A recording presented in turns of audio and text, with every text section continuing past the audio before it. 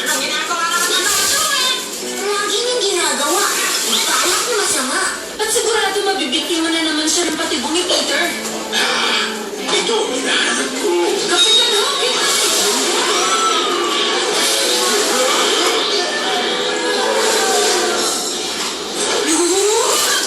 Tinangay ako ng lakas ng jeep na yun. Naku, lagot. Kailangan mo ibaba natin si Jake. Baka makatulong ang mga punong tiki.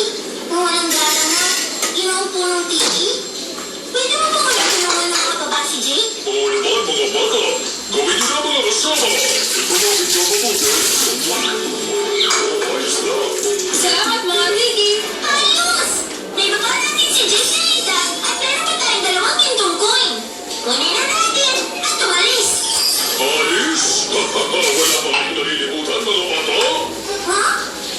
Ay, oo nga! Sige mga bata, bumaba na kayo at happy Halloween sa inyong lahat. Salamat! Salamat! Kapitan Hook, Ginoong Smith. Ayos na ba kayo? Oo, ayos lang kami. Nandito lang kami.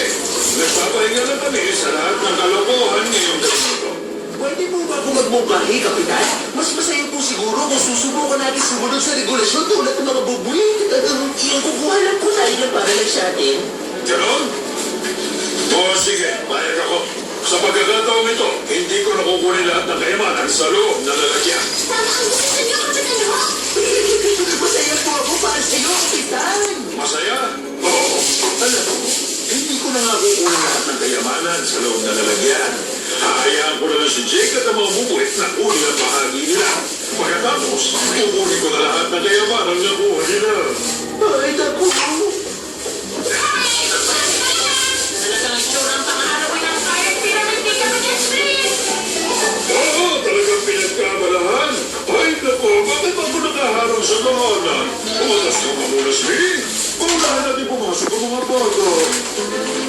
Grabe, nakakapanibago ang pagiging mabait